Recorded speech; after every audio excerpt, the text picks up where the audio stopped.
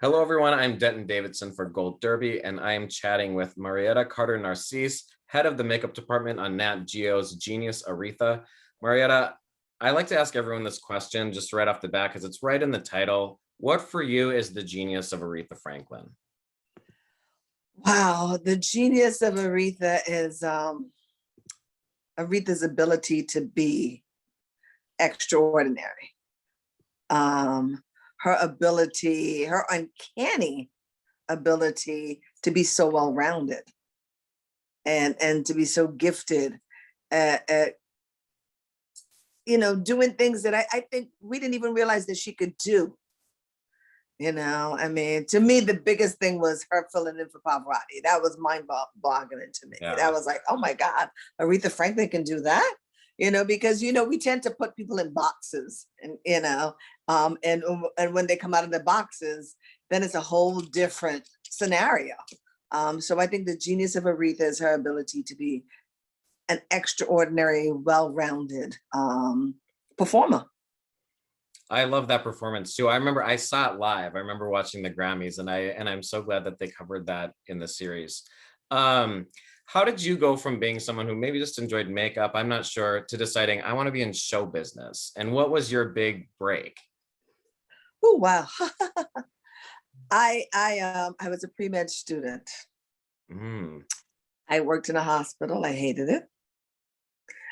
When I came to the United States, I'm from Barbados. And when I came to the United States, my dad said, hey, you want clothes? You make them. I'm one of four boys and me. And what was amazing is that I just sewed everything that I wore. But I never looked at it as a profession. You can do it as a profession. I was so focused on being this doctor. And, I went to the door of Jersey Medical School, but it didn't work out for me. And I just finally decided to merge what was my hobbies into making a living. And I graduated from college, and and I took a leap of faith, and I went through Europe with my younger brother, and I met Commodores, and then I moved to LA and I met Natalie Cole. And that pretty much was my long shot moment, meeting Natalie Cole, because it was like, here I am walking out the airport with Natalie Cole. And I thought, what do I have to lose? And I just said to her, if you ever need somebody who could do hair, makeup, and wardrobe, I'm available. And I think that was my long shot moment. Wow, I love that story. And when you're approached to do this project, first of all, how did you learn that you were being asked to lead the makeup department of this department? And is that intimidating? Because there's hundreds of people in this cast, it seems like. I mean, there's so many people you have to work with. I've been doing this for over 30 years. I've been in this industry, so I'm dating myself, okay? But the referral came from two different makeup artists, and I guess the planets were in alignment. And the second makeup artist, one put my resume in to the production supervisor, the other threw my name in the hat to the director, Anthony Hemingway. And before I could get off the phone with her, Anthony Hemingway was on the phone with me, checking my availability. And I said, yes, I'm available. And we talked, and we had so many people in common without even knowing each other. And he's like, the job's yours. We just have to run you by the showrunner and all the powers that be. And and then I had to get some references, and that was it. And Wow. it was a huge, I mean, I knew it was going to be big, but I didn't realize how big it was going to be. And how many makeup artists does that entail that you're leading for all of these different actors? Well, for my core team, it was three of us in the department. It was myself, Caroline Mung, who was my key, and Mylene Melendez, who was my additional key. And then as groups, as they added background people, a lot of extras, background artists and day players, then we would bring in additional artists. So some days up to as many as about 25, 30 artists. Wow. And because it was period, and that's the difference. When you're doing a period show, it's so different than doing something contemporary, because a period show requires you to look at elements that don't exist today. And And how and much and research is that to take there's a it? lot of research, because and what's hard is that you're doing people who actually exist. You're not it's not fictitious. It's people who actually exist that you're duplicating, or at least trying to create the essence of them on camera. So our big thing was tattoos. We had to cover tattoos because nobody had tattoos like that in that time period. So tattoos, the right nail shape, the right eyebrow shape, the right lipstick shade, the right nail polish color, the right facial hair, the right type of beard. You know, all of those things that you don't normally think of on a daily basis are the things that we have to think about. And a lot of the men, there were so many men, and we had a lot of stylized beards and mustaches. And it's not just really one time period. The series spans decades. So you're going Oh, 60s, 70s, 80s, 90s. So we is also had that the a 40s challenge? too. We also had the 40s and the Yeah. 50s. And so is that a challenge going in every day, sort of, figuring out, okay, what time period are we in here? Oh boy, was that a challenge, because some days, and because this was an episodic, different to a feature. This was an episodic, and so some days we were shooting 3 and 4 time periods simultaneously, which is not easy, Wow. you know. And we also see people aging throughout the series, gaining weight. It's all sort of seamlessly done in an elegant, respectful way. Is that something that's more challenging part of the work too? Is just making people physically transform? Yeah, it's very challenging. Now, just as a disclaimer, I didn't do Aretha's agent, and I didn't do Aretha's makeup. Aretha had her own. Cynthia Erivo had her own team for makeup and for hair. Terrell Mullins and Corey Moreno did Cynthia's makeup and hair. Then an effects team came in and did all the effects transformation as she progressed in the weight changes and stuff. So, but as the department head, I ran the show and took care of all the other cast members. So the changes in Courtney B. Vance, the changes in T.I., the changes in Malcolm Barrett, the changes in Aretha's sisters, Aretha's grandmother, all of those things were an integral part of what I did with my team. And is there a change in approach when something's being shot in black and white versus color? Or does that not really matter as much from a makeup perspective? It does matter. So what we tried to do was split the difference so that it could be shot in both. Because, working on an episodic creates a time challenge. There's not a whole lot of time to do a lot of changes. And the multiple changes that we had to do had to work with every time period and with the lighting situation that we were dealing with. And Kevin, the first thing that I loved about doing this show is that Anthony Hemingway gave me a color palette that he was working from. And from my standpoint as a makeup artist, it helped tremendously because it gave me a direction to go in. So I knew what colors that he focused on, and I knew where I needed to be color-wise to make things work. And it worked beautifully. And was there one of those time periods or decades that was a favorite of yours to recreate? The 40s is my favorite. Okay, why is that? I love the stream. The women wore tailored clothes. They were really meticulously tailored. I love how clean the face looked, and it looked as though they all just got up and put on a little bit of red lipstick, and that's the hardest thing to accomplish, to try to make the skin look flawless and effortless. And one of the things that the audience has to remember is that they don't have makeup artists putting on their makeup; they're doing it themselves. Yeah. So it has to look as though they have done everything themselves.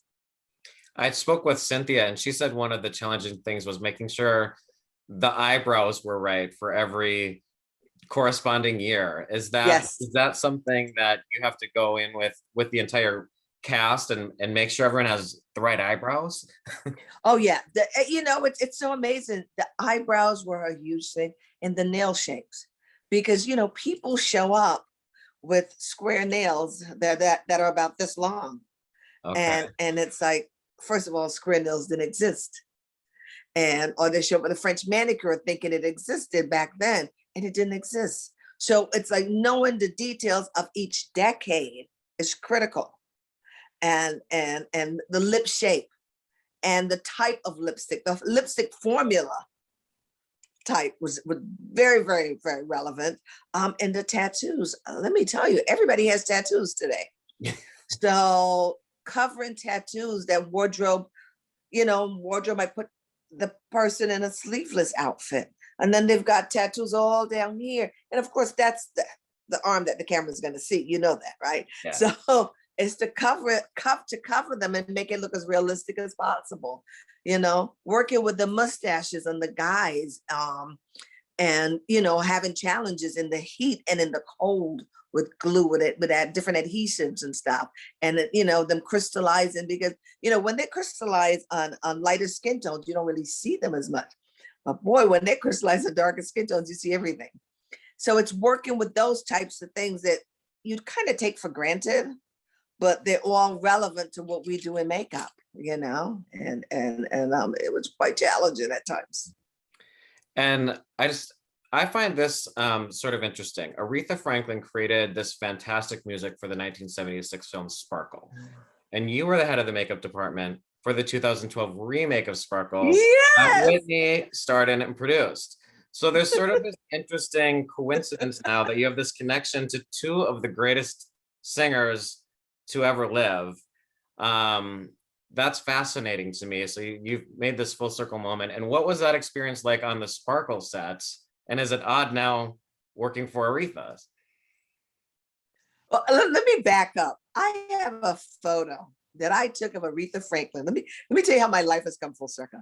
Remember I told you I went off to Europe with the Commodores? Yeah. 1983, I'm sitting in like the third row at Midam, France, looking at Aretha Franklin perform on stage with the Commodores and Jean-Luc Ponty and Melissa Manchester. And I have a photo of that. And never in a million years when I was sitting there did it ever cross my mind that I would be doing a story in Aretha Franklin. Wow. I mean, never. And now you have this connection not only to her, but to Whitney. And it's, to me, that's just fascinating, that because Whitney was so inspired by Aretha as well. And that was right. She wanted to recreate this Sparkle film, right? And that was very interesting to be able to do Sparkle with Jordan Sparks and with Whitney. And then I ended up, when Whitney passed, I ended up doing the Whitney movie that Angela Bassett directed. And I did Time to Kill with Joel Schumacher, who wrote Sparkle. Wow. So you're just like, your life is just lining up one thing after the next. One final, I didn't even think of it until you mentioned that. That didn't even cross my mind. I just noticed it and I found it fascinating. Wow. So one final thing, Mia Neal and Jamaica Wilson recently became the first Black makeup artists to win an Oscar. Earlier this year for Ma Rainey's Black Bottom. So that seems like a really long time coming. What is the state of Black makeup artists in Hollywood, and what needs to be done to make more advancements? I just got off a film with Mia. Wow. we just wrapped Tyler Perry's A Jazz Man's Blues. And what was that experience like? It was just amazing working with her. To come together, put our heads together and bring these characters to life from the 1940s was just really phenomenal. And what is taking so long for, 2021 is the first Oscar win. What do you think is taking so long for people to catch up? Is it the opportunity to work in the industry, or what is it? Well, I think, okay, I am the first Black makeup artist to be a member of the Academy of Motion Picture Arts and Sciences. And I became a member of the Academy of Motion Picture Arts and Sciences in 1997. And I was in there for 20 years before another makeup artist was admitted to the Academy. I find that you know, Hollywood is a very interesting place, and we as Black artists tend to get pigeonholed a lot, and it's challenging to fight to get out of that hole, because people see your skin color and they assume that your specialty is working in Black people. It's not a specialty, it's who I am. Right. So they tend to pigeonhole you for only those projects. And if you don't fight to spread your wings to just work as an artist, you don't go any further than. And for a lot of years, many, many years, the Academy did not look at shows that were primarily Black as quality content for the Academy, which is a very sad thing. So when I did things like Malcolm X and, you know, Eve's Bayou and Tina Was Love Got to Do with It, I personally don't think those got the consideration that was, because everything that was being looked at the time wasn't character work. It was just strictly prosthetic work. And sometimes it's so hard to create somebody like Denzel Washington and make him look like a Malcolm X. It was so challenging, but it's character work. You don't have prosthetics on there. To do the same with Angela Bassett as a Tina Turner, it's character work. And I think it's taken the Academy a very long time to look at work outside of the prosthetic realm. So Ma Rainey was character. And that's a long time coming. Well, Marietta, congratulations on everything you've done in your career and your amazing work on Genius Aretha. I want to wish good luck to you and everyone in the cast and crew of Genius Aretha. Good luck this Emmy season and the upcoming award season. And I'm going to ask our viewers to go to goldderby.com to make your awards predictions and see more interviews with top contenders like Marietta here. Thanks again for chatting with us about Genius Aretha. Thank you. Thank you for having me. I really appreciate it.